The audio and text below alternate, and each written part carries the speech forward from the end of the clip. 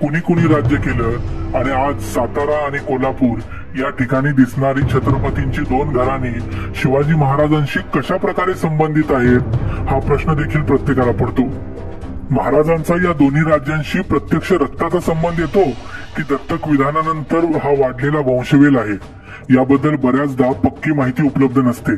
तर आजच्या या व्हिडिओमध्ये आम्ही तुम्हाला सांगणार आहोत छत्रपती शिवाजी महाराजांचा सातारच्या गादीशी असणारा संबंध आणि शिवाजी महाराज ते उदयनराजे भोसले असा प्रवास कसा झाला ते।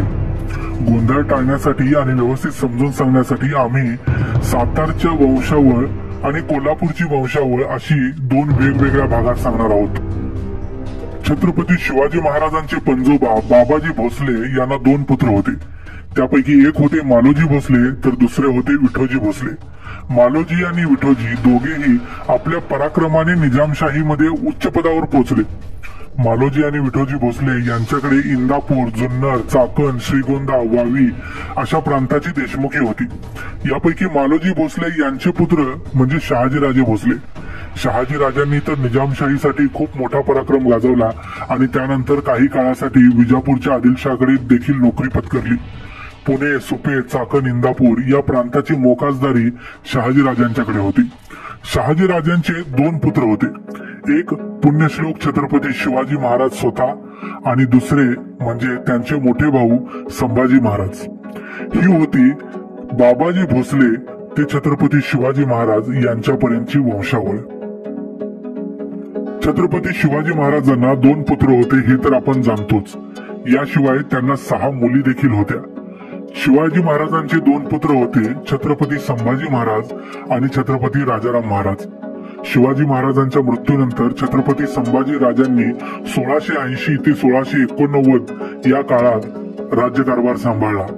संभाजी महाराजांच्या मृत्यूनंतर राजाराम महाराजांनी 1689 ते 1700 या काळामध्ये राज्यकारभार सांभाळला आणि त्यांच्या मृत्यूनंतर राजाराम महाराजांची पत्नी ताराबाई यांनी आपला मुलगा दुसरा शिवाजी याला गादीवर बसवून राज्यकारभार चालवला।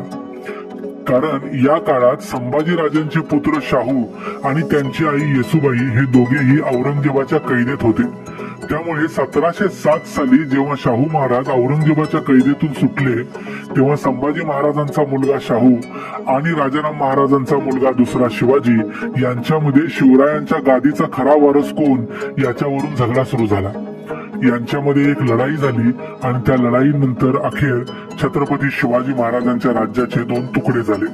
त्यापैकी संभाजी पुत्र शाहू महाराज यांनी साताराहून आपले काम सुरू केले तर राजाराम पुत्र दुसरे शिवाजी हे कोल्हापूरच्या राज्याचे छत्रपती झाले। छत्रपती संभाजी महाराजांचे पुत्र शाहू यांनी 1708 साली स्वतःला राज्याभिषेक करून घेतला आणि त्यानंतर 1749 पर्यंत पुढच्या 41 वर्षात मराठा साम्राज्य बंगाल, दिल्ली, पंजाब, राजस्थान इथपर्यंत नेऊन पोहोचवले। पण शाहू राजांना कोणीही पुत्र नव्हता। त्यावेळी कोल्हापूरच्या दुसऱ्या शिवाजी राजांचा मुलगा ज्याचे नाव होते रामराजा याला शाहू महाराजांनी दत्तक घेतले आणि सातारची गादी पुढे चालू राहिली। इथं असा प्रश्न पडू शकतो की कोल्हापूरच्या दुसऱ्या शिवाजी राजांचा मुलगा कोल्हापूरचा राजा न होता सातारला दत्तक म्हणून का आला, तर याचं उत्तर असं आहे की मधल्या काळात कोल्हापूरमध्ये राज्यक्रांती होऊन दुसऱ्या शिवाजी राजांनाच कैदेत टाकण्यात आलं। याचा इतिहास पुढच्या भागात थोडक्यात आम्ही जरूर सांगू। तर या रामराजांनी 1749 ते 1777 पर्यंत राज्य केलं। खरं तर या काळात राज्य मुख्यत्वे करून पेशव्यांच्याच हातात राहिलं। या रामराजांना देखील कोणीही पुत्र नव्हता, त्यामुळे 1777 साली त्यांनी नाशिक मधल्या सिन्नर जवळच्या वावी या गावच्या त्र्यंबकजी भोसले यांचा ज्येष्ठ पुत्र विठोजी याला दत्तक म्हणून घेतले आणि त्याचे नाव ठेवले शाहू। आता हे वावीकर भोसले घराणे म्हणजे शिवाजी महाराजांचे आजोबा मालोजी भोसले यांचे बंधू विठोजी भोसले यांचे वंशज असणारे घराणे।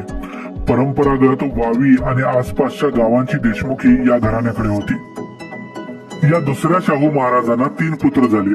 त्यापैकी पहिले प्रतापसिंह, दुसरे रामचंद्र आणि तिसरे शहाजी उर्फ अप्पासाहेब। 1808 साली या दुसऱ्या शाहू महाराजांच्या निधनानंतर त्यांचे पुत्र प्रतापसिंह महाराज हे सातारचे छत्रपती झाले। या प्रतापसिंह महाराजांनी 1808 ते 1839 पर्यंत राज्य केले. पेशव्यांच्या बरोबरचे संघर्ष तसेच आपल्या राज्यातली अनेक विकास कामे यांच्यामुळे या प्रतापसिंहांचा कार्यकाळ अतिशय गाजला. पण इंग्रजांच्या बरोबर त्यांचा झालेला संघर्ष यामुळे त्यांना राजगादी सोडावी लागली आणि ते आपल्या पत्नीबरोबर काशीला निघून गेले. त्यानंतर इंग्रजांनी त्यांचे बंधू वर सांगितलेल्यापैकी शहाजी उर्फ अप्पासाहेब यांना गादीवर बसवले आणि त्यांनी 1848 पर्यंत राज्यकारभार चालवला. आपल्या मृत्यू अगोदर या शहाजी राजांनी उर्फ अप्पासाहेब महाराजांनी भोसल्यांच्या श्रीगोंद्या जवळच्या शेडगावच्या शाखेतील भाऊसाहेब भोसले यांना दत्तक घेतले.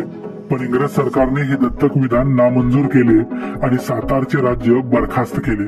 पण तांत्रिकदृष्ट्या हेच भाऊसाहेब भोसले अर्थात व्यंकाजी भोसले या नावाने 1848 ते 1865 पर्यंत राज्य चालवत राहिले. या व्यंकाजी भोसले यांच्या मृत्यूनंतर त्यांची राणी सगुणाबाई साहेब यांनी 1865 साली शेडगावच्याच भोसले घराण्यापैकी राजाराम उर्फ आबासाहेब यांना दत्तक घेतले. हे राजाराम महाराज हे सातारचे पुढचे राजे झाले. यांना 2 पुत्र होते. पहिले शिवाजी उर्फ अण्णासाहेब तर दुसरे प्रतापसिंह उर्फ भाऊसाहेब. 1874 साली राजाराम महाराजांच्या मृत्यूनंतर त्यांचे पुत्र प्रतापसिंह उर्फ भाऊसाहेब यांनी राज्य सांभाळले. पण या प्रतापसिंहांना पुत्र नव्हता. त्यामुळे 1925 साली त्यांच्या मृत्यूनंतर त्यांच्या पत्नी ताराबाई यांनी पुन्हा एकदा शेडगावच्याच भोसले घराण्यातून एक पुत्र दत्तक घेतला, ज्याला नाव दिले गेले शाहू महाराज. या तिसऱ्या शाहू महाराजांनी 1925 ते 1960 पर्यंत सातारच्या गादीवरून राज्य केले. एव्हाना या वेळेपर्यंत भारत स्वतंत्र झालेला होता आणि सर्व संस्थाने खालसा झालेली होती. या तिसऱ्या शाहू महाराजांना 4 पुत्र झाले, ज्यांची नावं होती प्रतापसिंह, विजयसिंह, अभयसिंह आणि शिवाजी. यापैकी 1960 पासून पुढे 1978 पर्यंत तिसरे प्रतापसिंह यांनी राजगादी सांभाळली. त्यानंतर या प्रतापसिंहांचे पुत्र उदयनराजे भोसले 1978 पासून आज तागायत सातारच्या गादीवर विराजमान आहेत.